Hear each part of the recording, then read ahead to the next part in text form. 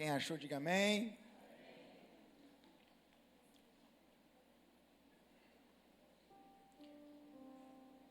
Mas no primeiro dia da semana, alta madrugada, as mulheres foram ao túmulo, levando os óleos aromáticos que haviam preparado. Encontraram a pedra removida do túmulo, mas ao entrar não acharam o corpo do Senhor Jesus. Aconteceu que, perplexas a esse respeito, apareceram dois homens com roupas resplandecentes.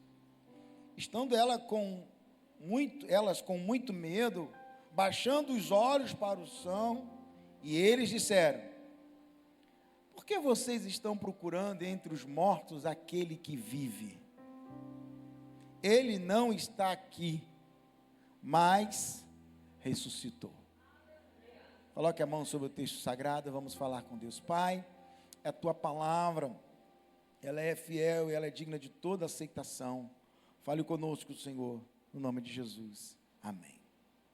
Amados irmãos, esse texto retrata para nós uma parte significativa da ressurreição do Senhor Jesus. Ressurreição essa que aconteceu num período de uma festa chamada Páscoa. A Páscoa não era só uma celebração, a Páscoa também é uma revelação. A gente fala da cruz, a cruz nunca foi derrota, a cruz foi uma decisão do Mestre, de não ser vencido pelos homens, mas ele morreu por amor, ele mesmo se entregou. Então assim, não mataram Jesus, ele se entregou por amor. Agora entenda que a festa da Páscoa, o nome Páscoa no original chama-se Pachá ou Pechá, que significa passagem por alto ou passagem por cima. A Páscoa é uma festa da tradição judaica, porque aqueles que atravessaram o deserto cultivaram a festa da Páscoa ou a festa da passagem, porque quando eles conseguiram sair do deserto, eles atravessaram o mar e entraram na terra prometida. Então ali eles estabeleceram uma festa chamada Páscoa, por causa dessa passagem. Mas mais do que isso, no Antigo Testamento, quando o anjo da morte passava, pegava o sangue do cordeiro e colocava nos umbrais das portas. E quando o anjo da morte passava, ele não tocava naquela casa, ele passava por cima. Porque aonde tinha o sangue do cordeiro, o anjo da morte não tocava. Não obstante disso, quando você vai para o Novo Testamento, e você vê lá em João 10, 18, o próprio mestre diz: ninguém tira a minha vida, eu entrego a minha vida. A gente olha para estes textos bíblicos, e a gente vê que então a Páscoa não é sobre o cordeiro do Egito. A Páscoa também é sobre o cordeiro que entregou a sua própria vida por amor a nós. E aí a cruz muda, a Páscoa muda o seu sentido. Já não é mais passagem por alto, mas é também sacrifício na cruz e ressurreição. Quando você olha o sacrifício de Jesus na cruz, todo o seu martírio, todo o seu calvário, a sensação que dá é que vai tudo se perder, se desmoronar. Parece que tudo perdeu o controle. Os jovens estavam aqui na sexta-feira assistindo o filme da Paixão de Cristo. Você olha aquele filme, você parece que tudo acabou para Jesus ali. Porque a sexta-feira é uma sexta-feira de muita dor, tortura.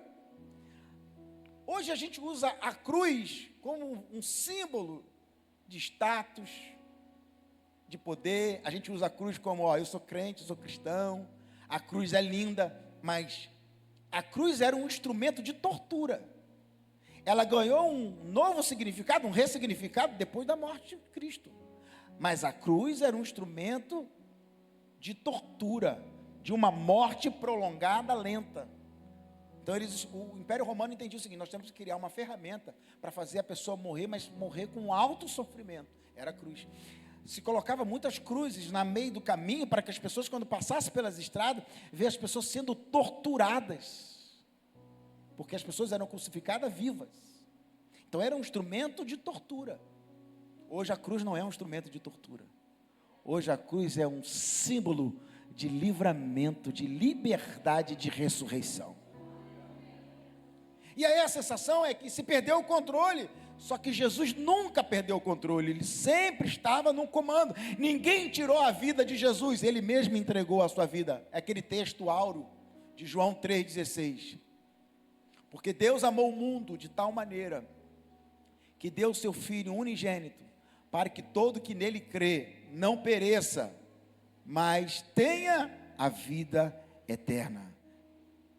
Quando você olha a sexta-feira da paixão, quando você olha a sexta-feira do Calvário, você fala assim: acabou tudo.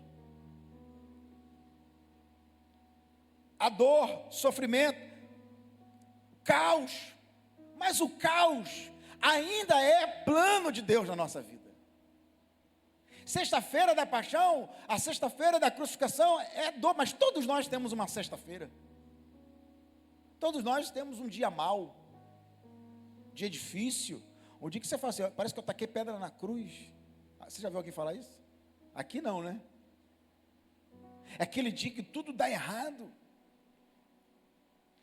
Olha, se Jesus sofreu, você acha que a nossa vida vai ser tanta facilidade? Não.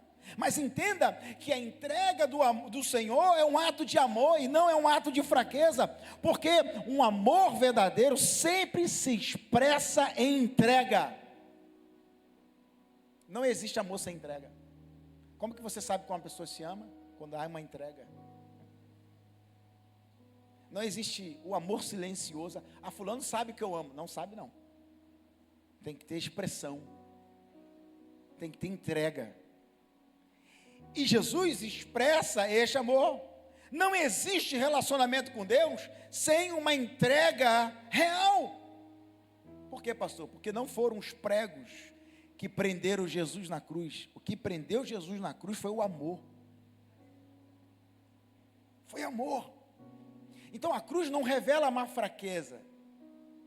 Porque se ele quisesse sair daquela cruz, ele sairia. Por que ele não saiu? Porque ele tomou uma decisão de amar. Amor não é sentimento, amor é decisão. Porque se amor fosse decisão, já era. Então não foram os pregos que prenderam Jesus, foi o amor. Sem amor. O amor no seu maior sentido. Ele se entregou para nos resgatar. Agora ele passou pela sexta-feira. Imagina para os discípulos olhar e saber, ter todas as notícias daquela sexta-feira de tortura, sacrifício, sendo tratado como bandido, traição de Judas. Diz a Bíblia que Jesus chegou um determinado momento que ele estava tão debilitado que tiveram que chamar Simão, o Cirineu, para carregar a cruz. Porque ele não conseguia, a tamanha era a dor. Isso me faz pensar que há momentos na nossa vida que a gente não consegue carregar a nossa cruz, mas Deus sempre coloca o Espírito Santo do nosso lado para dizer assim: ó, você não está aguentando, mas o Espírito Santo é o teu consolador, ele está aqui para te ajudar a carregar a cruz. Porque Deus não vai te dar uma prova que você não possa suportar, e a hora que você não estiver suportando carregar a carga, Deus vai colocar alguém, o Espírito Santo vai chegar ao teu lado e vai te ajudar a carregar a cruz. Quem está comigo, diga amém. Alguém precisava pagar esse preço e Jesus resolveu pagar esse preço. E porque Jesus pagou esse preço, eu e você não precisamos viver preso ao passado. Toda maldição hereditária é quebrada na cruz do Calvário. Ah, pastor, da minha família todo mundo tem problema com bebida. Você vai quebrar essa maldição, porque na hora que você entrega a tua vida para Jesus, a cruz quebra esta maldição. Na minha família todo mundo tem problema com prostituição. Não, não tem mais não, porque a hora que um dessa família entregar a vida para Jesus, a cruz quebra esta maldição hereditária na tua família. Então entenda que Ele tomou o nosso lugar, para que eu e você tivéssemos acesso sem a gente merecer.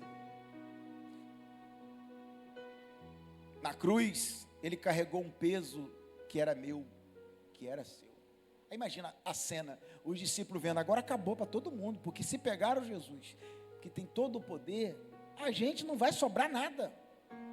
Acabou o cristianismo, acabou o evangelho. Quem vai conseguir sobreviver ao Império Romano? Quem vai sobreviver ao Coliseu? Quem vai sobreviver à decapitação? Paulo foi decapitado. Estevão foi apedrejado. Pensa, gente. Quem vai sobreviver a isso? E aí teve a sexta-feira da crucificação, do sofrimento. Aí teve o sábado do silêncio total. Imagina, pô. Chega sábado, nada está acontecendo. Nós passamos uma vergonha, fomos desmoralizados, fomos humilhados, fomos envergonhados, fomos ridicularizados na sexta-feira. E esse sábado está num silêncio. Mas o Jesus já tinha deixado a palavra que no terceiro dia Ele ia ressuscitar. Mas quem está vivendo a sexta-feira não está pensando na ressurreição no domingo. Quem está vivendo a sexta-feira de dor, de sofrimento, não lembra que tem uma palavra liberada que no terceiro dia Ele vai ressuscitar. E é como se Jesus estivesse passando para aquele calvário, aquela dor, e vem a mensagem: avisa a sexta-feira que o domingo da ressurreição está chegando. Aleluia! A sexta-feira é de dor, a sexta-feira é de crucificação, um sábado de silêncio. Mas calma aí, o domingo está chegando, aleluia, o domingo da ressurreição está chegando. E eu quero aproveitar e liberar essa palavra aqui. Talvez você está vivendo um dia mau, talvez você está vivendo uma sexta-feira de dia mau, de dor, de crucificação, mas eu tenho uma palavra: avisa a sua sexta-feira que o domingo da ressurreição está chegando.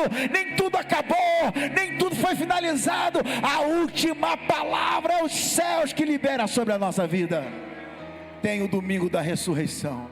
Tem o domingo da ressurreição. Jesus está vindo aí a julgar a nossa causa. A entrega de Jesus mudou a história. Imagina os discípulos: e agora? Acabou. Não acabou não. Deus não é homem para que minta, nem filho do homem para que se arrependa. A palavra está de pé. O que eu acho lindo da Bíblia, da palavra do Senhor, que Deus vela pela sua palavra. É porque quando o caos se aperta, a gente acha que a palavra não vai até o fim, não vai lá. Quando você olha o cenário da sexta-feira e o silêncio do sábado, você fala assim: como que vai acontecer alguma coisa no domingo? Mas quem disse que quando Deus faz uma palavra, Ele não cumpre aquela palavra? Ele cumpre aquela palavra. A entrega de Jesus mudou a história. Mudou a história. Billy Graham foi um dos maiores pregadores, pastores, que impactou o mundo. Parte da minha geração acompanhou, uma geração anterior à minha acompanhou ainda mais. Ele já teve no Maracanã 70 mil pessoas pregando, no mundo, mais de 100 países visitados. Billy Graham é o único pastor que foi colocado o nome na calçada da fama nos Estados Unidos, em Los Angeles. E aí foi um escândalo na época. Como é que pode um pastor, povo linguarudo, né? Como é que pode um pastor com nome na calçada da fama nos Estados Unidos, tantas estrelas lá, pastor agora é estrela, pastor isso. Aí o nome dele nos jornais foi aquela loucura. E ele aceitou. Enfrentou tudo e todos. Aí no dia que ele foi lá com a Bíblia, o nome dele lá na calçada da fama, um único pastor na fama, né? E todo mundo questionando o Billy Graham. Fico imaginando se naquela época tivesse Instagram. Rapaz, se naquela época tivesse YouTube, TikTok, meu irmão, Facebook, coitado do cara. Não tivesse essa internet, que sangue de Jesus tem poder. Ainda bem que ele não chegou. Mas na época, a mídia internacional, as televisões bateram muito. Billy Graham foi um dos pastores que foi conselheiro de vários presidentes dos Estados Unidos. Muito respeitado. Quando eu estive agora no memorial das Torres Gêmeas em Nova York, quando as Torres Gêmeas caiu, o espaço, o céu dos Estados Unidos estava todo fechado. Só abriram uma exceção. Só um avião poderia voar em todo o território dos Estados Unidos. E naquele avião quem estava? O pastor Billy Graham, porque ele tinha uma pregação para dar para a nação. Aí chegaram, presidente, o céu está fechado, ninguém pode voar. Mas o pastor Billy Graham pode, porque ele precisa pregar para essa nação, porque essa torre caiu, mas ele tem uma palavra para deixar a nação de pé. Aí quando os jornais da época chegaram em cima de Billy Graham, e aí pastor? Os deboches vêm desde lá, né? Não é só de agora não. Aí pastor, você agora é estrela, você é famoso, celebridade. Aí Billy Graham falou o seguinte: eu permiti que meu nome viesse para cá, para que quando alguém passasse aqui e pesquisasse o meu nome, quem é Billy Graham? Descobri que eu fosse pastor e fosse cavucar a minha vida, não encontrasse em mim uma estrela, um famoso, uma celebridade, porque isso não sou, mas quando a pessoa buscar o meu nome, possa encontrar o nome que está acima de todo o nome, possa encontrar Jesus, que ressuscitou ao terceiro dia.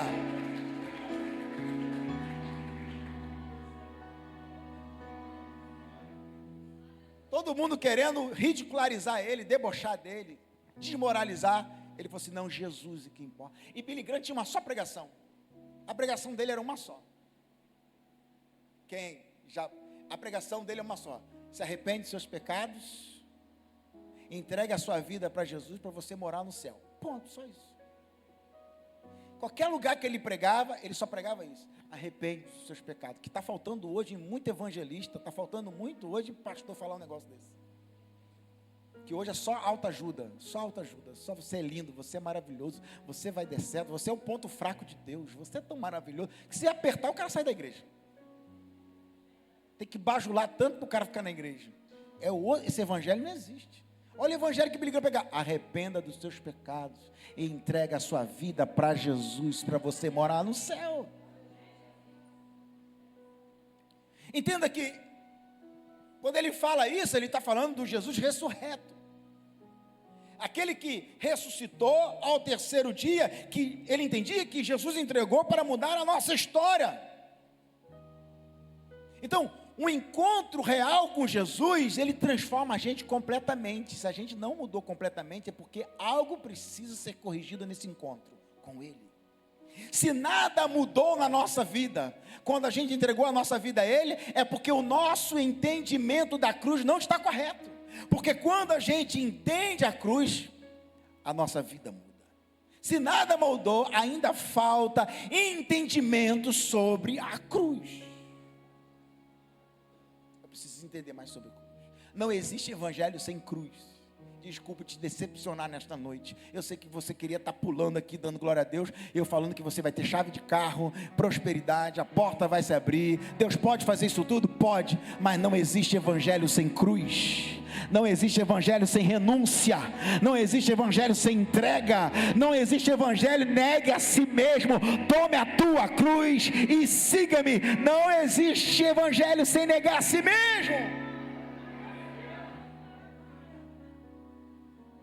Não existe evangelho sem... Meu irmão, escolhido não tem escolha. Desculpa te decepcionar de novo. Uma vez que a gente escolhe Jesus, a gente não escolhe o que a gente quer. A gente escolhe segundo o que Ele deseja.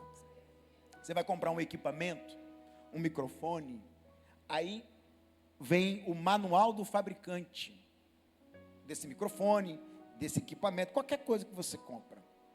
E o técnico que conserta o equipamento, ele estudou de ponta a ponta o manual do fabricante, porque se der defeito, ele vai ter que consultar o manual, ou ele vai ter que ter toda a memória daquele manual, porque a hora que der defeito, tem que consultar o manual. Não dá para fazer de qualquer jeito, tem um manual para isso, tem um protocolo para isso. A mesma coisa a gente, quando o Senhor nos fez, quando o Senhor nos formou, Ele deixou o manual dele aqui, ó. A hora que der defeito, é só pedir o suporte técnico do céu, não precisa nem de Wi-Fi, é só botar o joelho no chão, consultar o manual, que vem cura, vem milagre, vem conserto, vem libertação, vem salvação sobre as nossas vidas. Apóstolo Paulo entendia tanto isso, que ele falava o seguinte: já não vivo mais eu, Cristo vive em mim. É como se o apóstolo Paulo dissesse o seguinte: não tem sentido viver uma vida só com os meus desejos. A verdadeira vida feliz é quando eu consigo agradar o meu Senhor. Sim ou não? Kant dizia que liberdade é fazer aquilo que você não quer. Liberdade, por quê? Porque se eu faço o que eu quero, eu virei escravo dos meus próprios desejos. Aí é o inferno. Porque tem uma geração que fala, importante é ser feliz. O que é felicidade para você? Fazer o que você quer? Isso é o inferno. Porque se você der vazão aos teus desejos, às suas vontades, fazer o que você quer, você transforma a sua vida, isso é um poço sem fundo.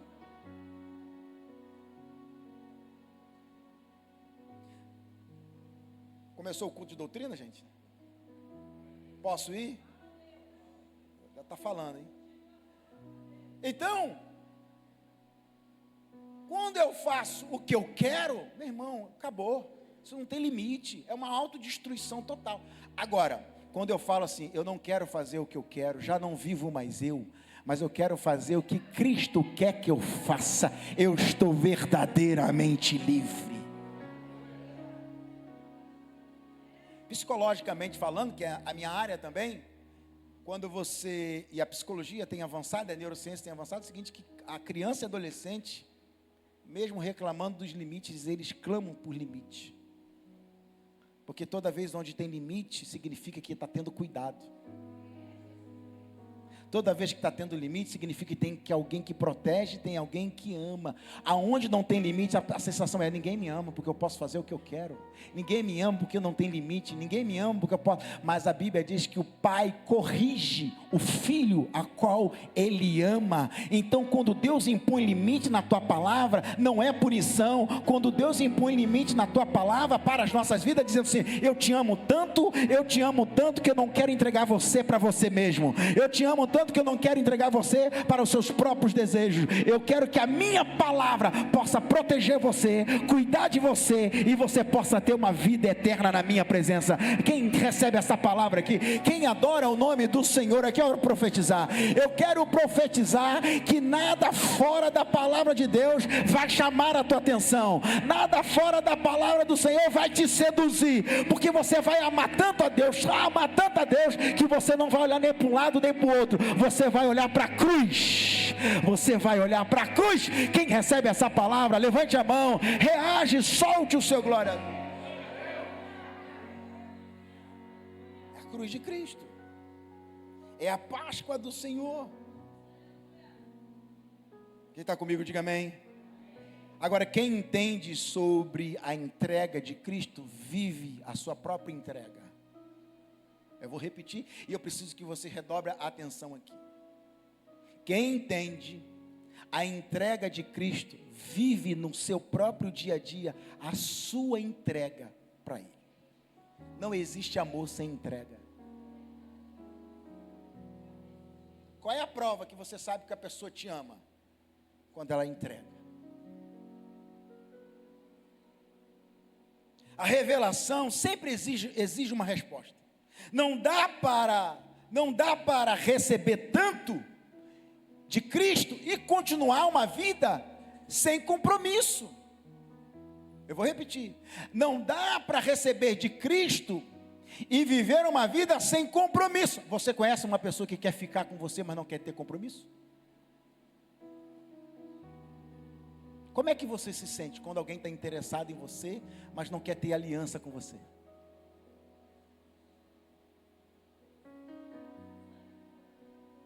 É o ficante, né? Não dá para você receber tanto de Deus e querer uma vida com Ele sem compromisso. Tem gente que trata Jesus assim, ó, eu quero estar aqui, mas eu não tenho compromisso não, tá? De vez em quando a gente fica. Eu estou na igreja porque eu quero que Deus abra uma porta para mim, mas aliança, compromisso não. Ah, você não quer um relacionamento assim, mas você quer fazer isso com Jesus, né? Ó, depois bota 2 seguranças lá na porta da igreja, ali, tá, irmão? Tem um voluntário grande aí, em alto.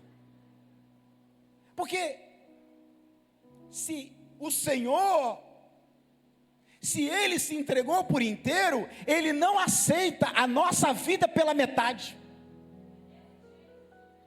Se Ele entregou a vida dele por inteiro, eu não posso entregar a minha vida pela metade. Ele quer a minha vida por inteiro. Meu irmão, é tudo igual. Só que é o problema, a gente quer que Jesus entregue tudo para a gente, mas a gente não quer oferecer tudo. Você quer o tudo de Deus? Entrega o seu tudo a Ele. A gente quer um relacionamento que Jesus dá tudo para a gente. A gente fala assim, eu determino, eu quero, não é possível. Por que Deus não me dá? Eu quero saber, você dá o que é para Ele? Você não consegue nem orar? Você não consegue nem ler a Bíblia e quer que Ele te dê tudo? Você não consegue ser dizimista? Você fica zangado ainda quando dá dízimo. Faz continha. Esse dia alguém me perguntou, pastor, o dízimo é do bruto ou do líquido? Eu falei assim, é da generosidade. Porque quando a gente entrega para Deus, a gente não fica fazendo continha. A gente não dá centavos. A gente entrega da nossa generosidade. Billy Graham dizia, se a pessoa consertar a área da generosidade em ofertar para Deus, ela tem facilidade em consertar as outras áreas da vida. Porque aonde está o seu tesouro, aí está o seu coração. É por isso que muitas pessoas não conseguem viver, só vivem pela metade. Ora, jejua, mas não consegue ser generoso. Não consegue honrar. Tem gente que sobe monte, ora e não acontece nada, porque não honra. Então, não existe receber tanto de Deus e viver uma vida com Jesus, uma vida edificante, que de vez em quando você sai, de vez em quando você vem no culto, de vez em quando você ora, de vez em quando você lê a Bíblia, de vez em quando você vem aqui para pedir a bênção, consegue a bênção, mete o pé. Eu estou pensando de vez em quando se eu devorar, não, que tem gente, pastor, ora por mim, eu oro, o camarada prospera, some. Aí você diz, pastor, ore por mim, abre a porta, orei, abriu a porta, orei, foi o quê? Esqueceu Deus. Aí você procura ele, estou sem tempo.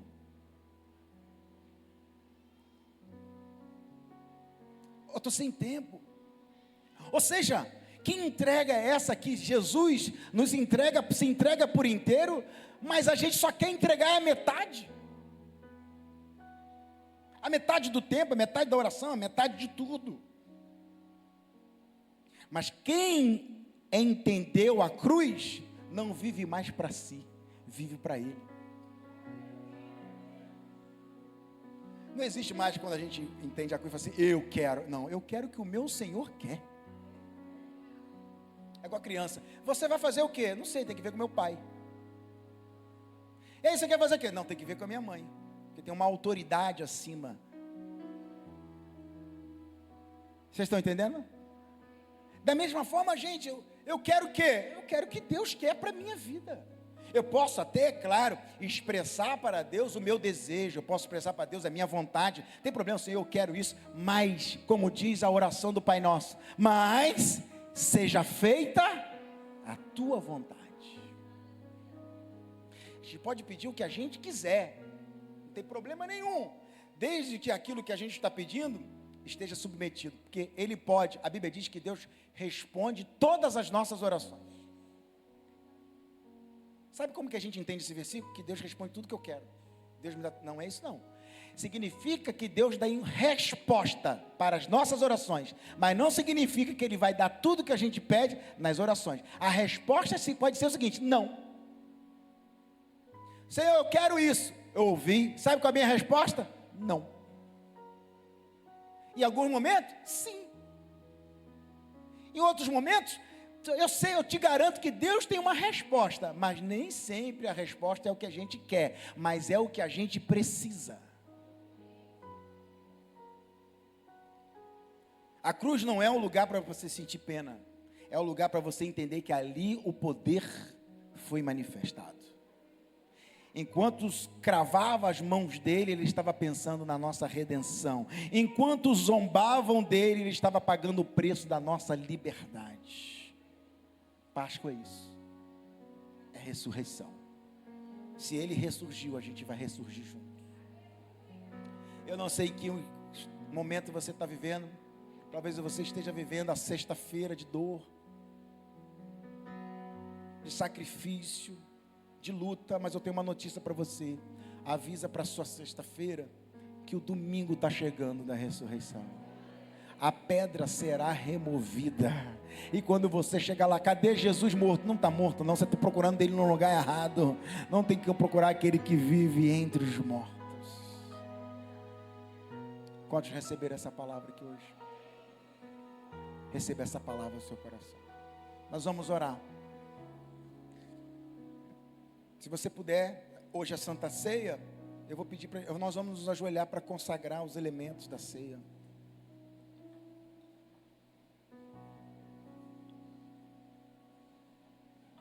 Vamos consagrar as nossas vidas.